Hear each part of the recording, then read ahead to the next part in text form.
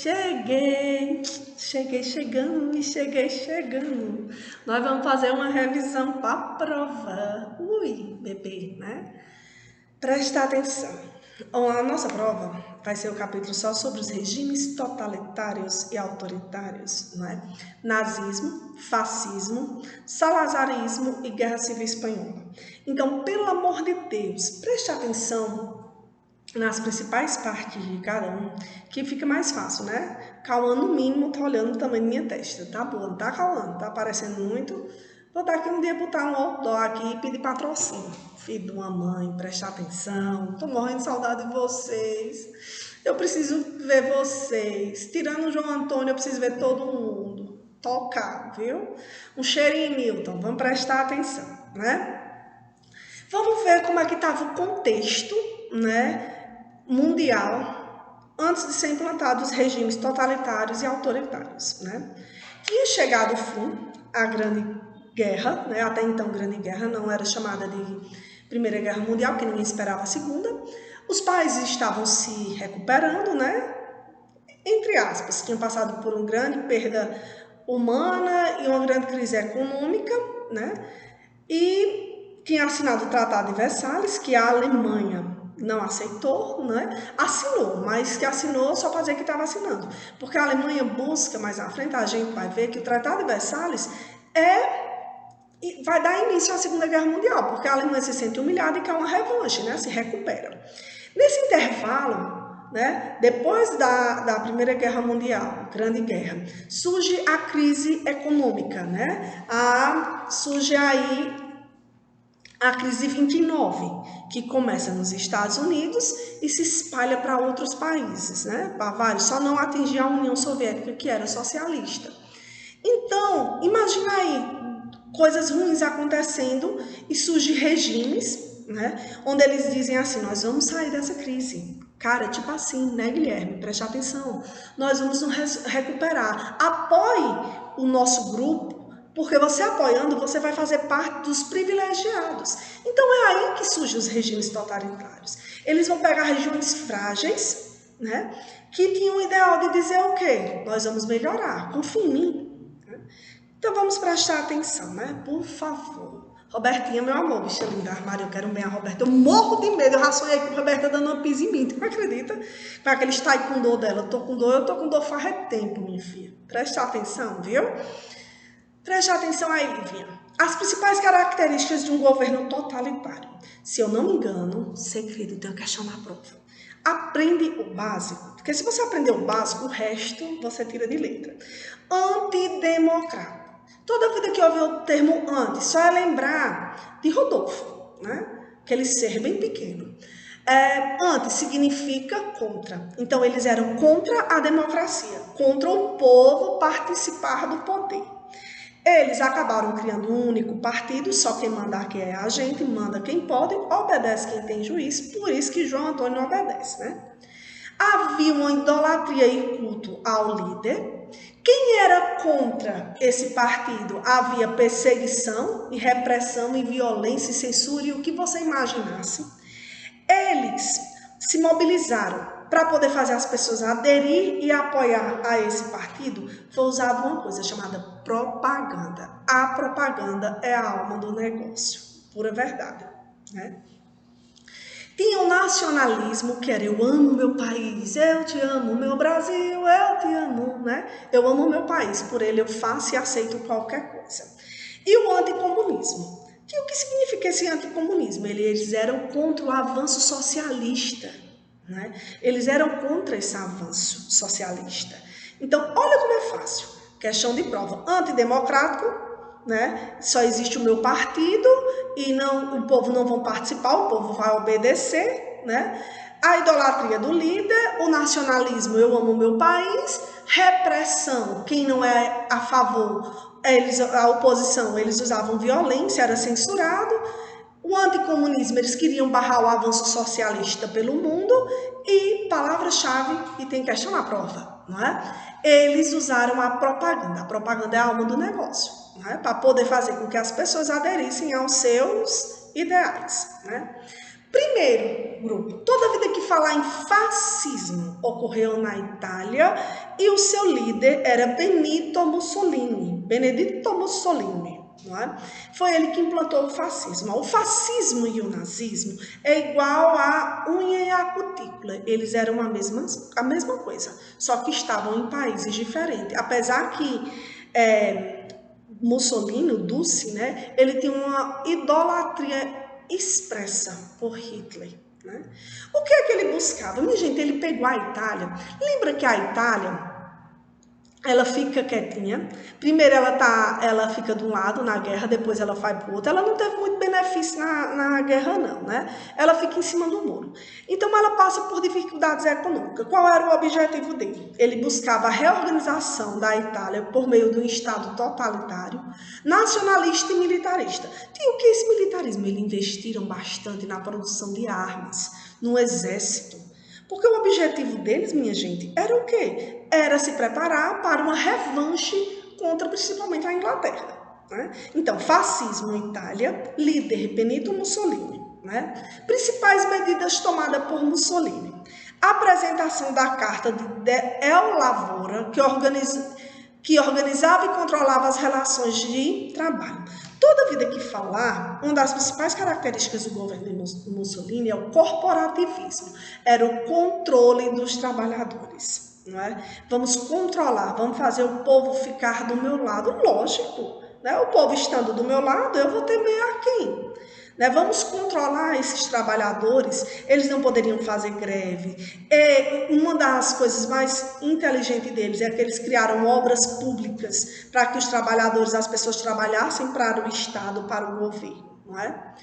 Perseguição aos opositores, proibição de greve, dissolução dos partidos de oposição e instalação da censura. Foi o que eu já falei, que está em todos os regimes.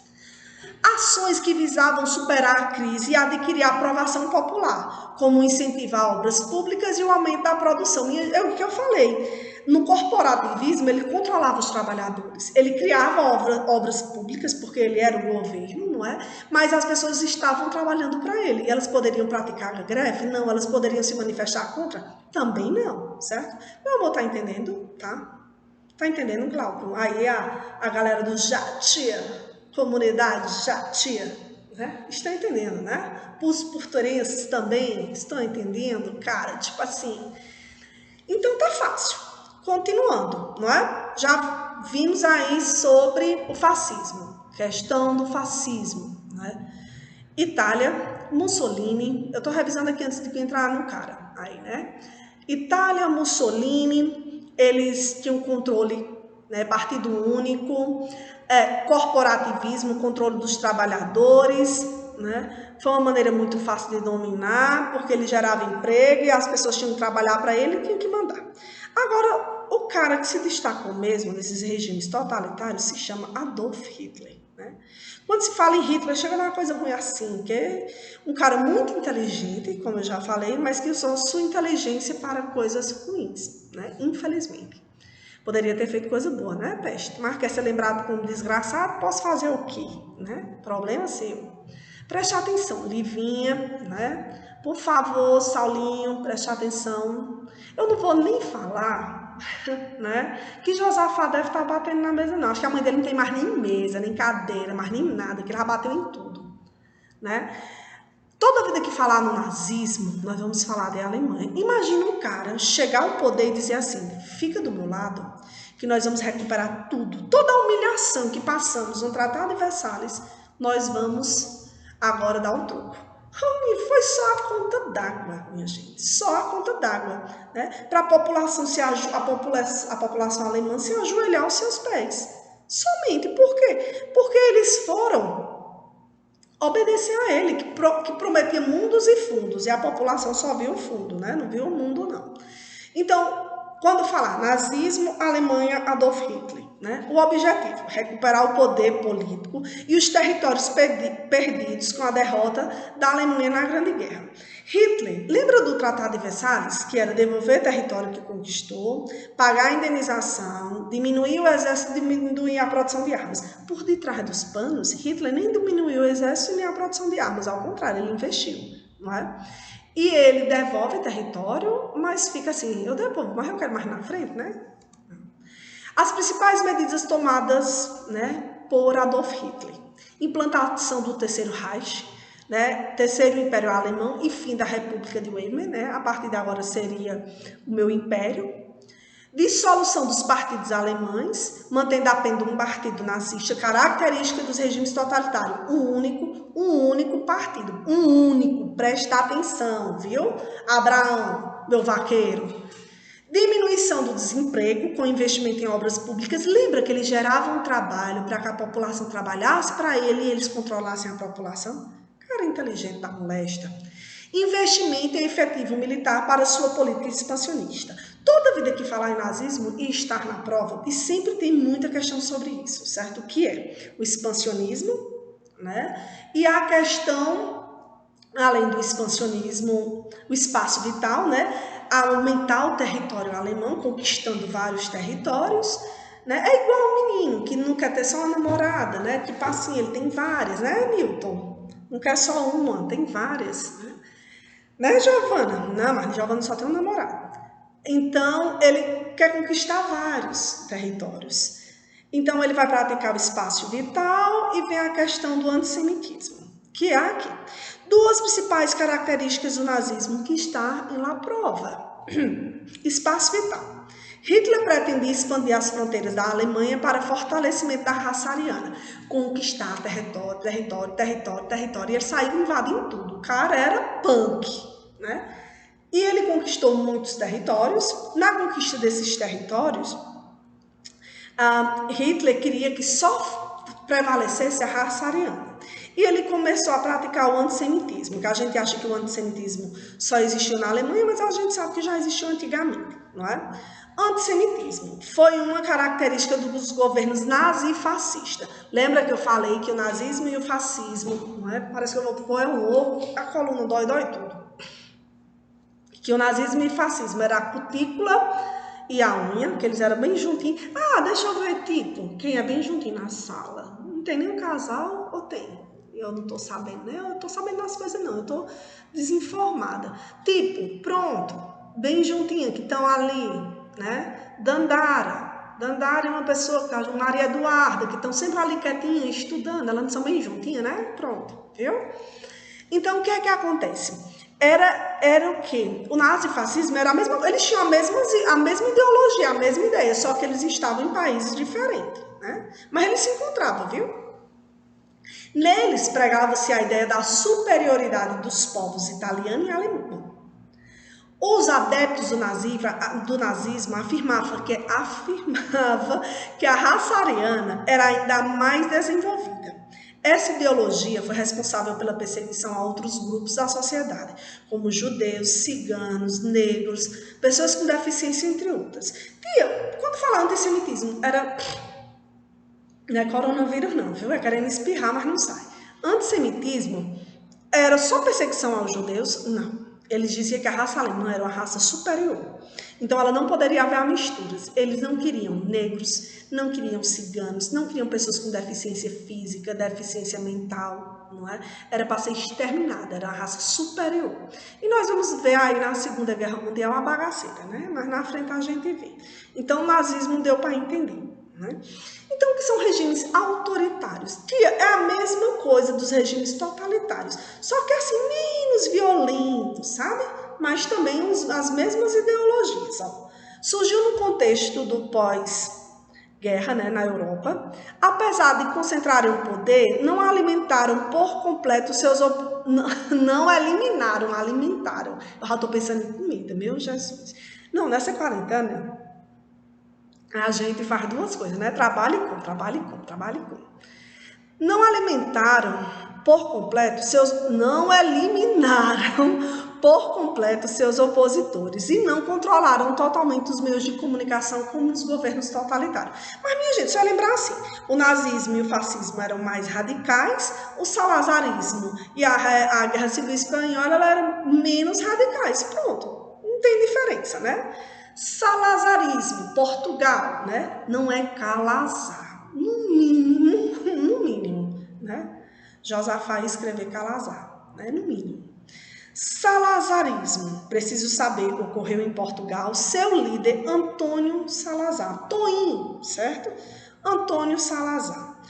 Qual foi? Restauração da União Nacional como único partido político legal. Só existia um único partido.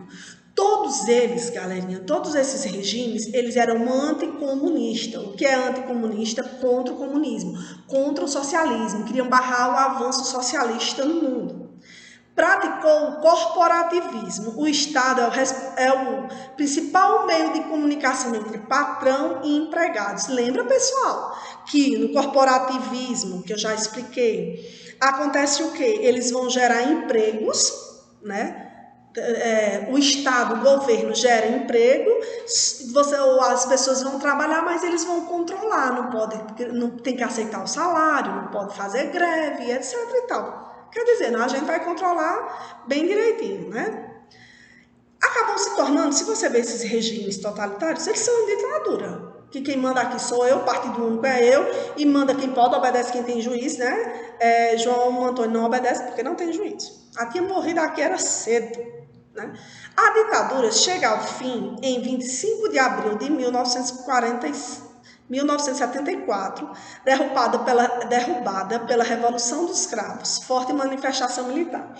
É importante saber que ela chega ao fim quando Antônio Salazar ele adoece e não pode dar continuidade ao seu governo. Então, a pessoa que assume não tem tanta força como ele. Então, eles acabam tirando ele do poder, não é? Os militares tiram ele do poder na Revolução dos Cravos. Tia, tem a questão na prova sobre o salazarismo? Claro que sim, né? Agora, tem uma questão também na prova, uma ou duas, sobre a Guerra Civil Espanhola. Toda vida que falar Guerra Civil Espanhola ocorreu aonde? Jati? Não, Espanha, viu? Foi na Espanha, né? Lógico que nesse Guerra Civil jatiense, mas não. Guerra Civil Espanhola ocorreu, né, minha Letícia, na Espanha. Letícia, no mínimo, deve estar aí assistindo minha aula, da professora preferida dela, que sou eu, né? Não é mais tia Janaí Dias Giliane, né? Que eu sou ciumenta. Ela está assistindo minha aula com 2,5 litros de café, para a bichinha acordar. A Guerra Civil Espanhola foi uma guerra entre a Inglaterra... Foi não, eu tô ficando doida. Foi Guerra Civil Espanhola. Foi uma guerra dentro, guerra civil, guerra dentro do próprio país. Ixi, acho que quase bate minha testa na câmera do computador. Ia quebrar, né? No mínimo, o Cauã ainda havia falar isso. Uma guerra dentro do próprio país. Entre a Frente Popular e os falangistas. A Frente Popular, ela tinha apoio da União Soviética, que queria espalhar o socialismo. Já os falangistas, eles tinham o apoio da Alemanha e da Itália, que queria barrar o avanço socialista, não é? Então, os falangistas, eles tinham tendências fascistas ou nazifascistas, né? Ele foi comandado pelo general Francisco Franco, por isso chamam de falangistas, né? Então, o que é que acontece? É uma guerra onde os que querem a implantação do socialismo, né, apoio do socialismo na Espanha, e os que são contra, né? O que é que acontece? Por toda vida que falo na Guerra Civil, só tem uma coisa de importantíssima nela, que é o apoio da Alemanha, principalmente a Franco. Ela apoia não porque ela é boazinha, não vai pensar que um país apoia o outro, que ele tem algum interesse. Quando você vê um coleguinha aí seu lhe ajeitando demais, ele está apaixonado por você, viu? Então, ela tinha um objetivo de uma coisa. A Alemanha, ela queria testar as armas, os armamentos que ela produziu para a Segunda Guerra Mundial. Então, toda vida que falar com relacionar a Guerra Civil Espanhola ao quadro de Picasso, você vai relacionar a Alemanha querendo testar suas armas. Durante a Guerra Civil Espanhola, Hitler, aliado de Francisco Franco, forneceu aviões, pilotos e bombas para a luta contra a Frente Popular. Em 26 de abril de 1937, a cidade de Guernica foi destruída pela Legião Condor. O pintor maguelino Pablo Picasso, ao saber da notícia em Paris, produziu uma grandiosa tela na qual retratou o horror vivido pelos habitantes de Guernica. Olha aqui, pessoal, essa tela, não é? Nessa tela, engraçado que o nazista perguntar a Picasso se ele é o responsável por produzir essa tela. Ele olha e diz, não, os responsáveis são vocês, os nazistas. Porque realmente ele só foi retratar o que aconteceu. Olha esses corpos espalhados, não é? Mostra aí a questão do bombardeio, a questão do direito em animais, porque a gente sabe que a Espanha gosta muito de touradas, de cavalo e isso.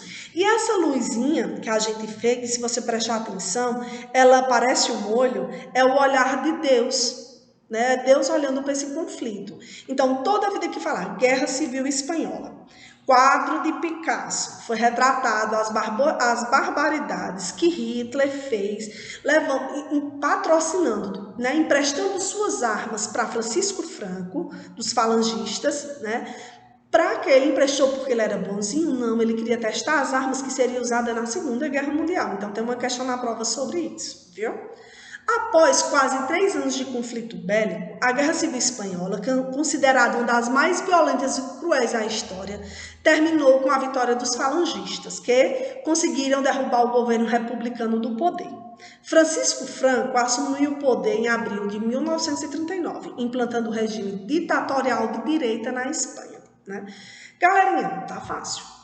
Pelo amor de Deus, aprende o básico de cada uma, as palavras-chave que você vai conseguir fazer de boa, né? Ó, o meu cabelo tá bonito, igual. Uma questão do Enem. As brigadas internacionais foram unidas de combatentes formados por voluntários de 53 nacionalidades dispostos a lutar em defesa da República Espanhola. Estima-se que cerca de 6 mil cidadãos de várias partes do mundo, incluindo 40 brasileiros, tenham se incorporado a essas unidades.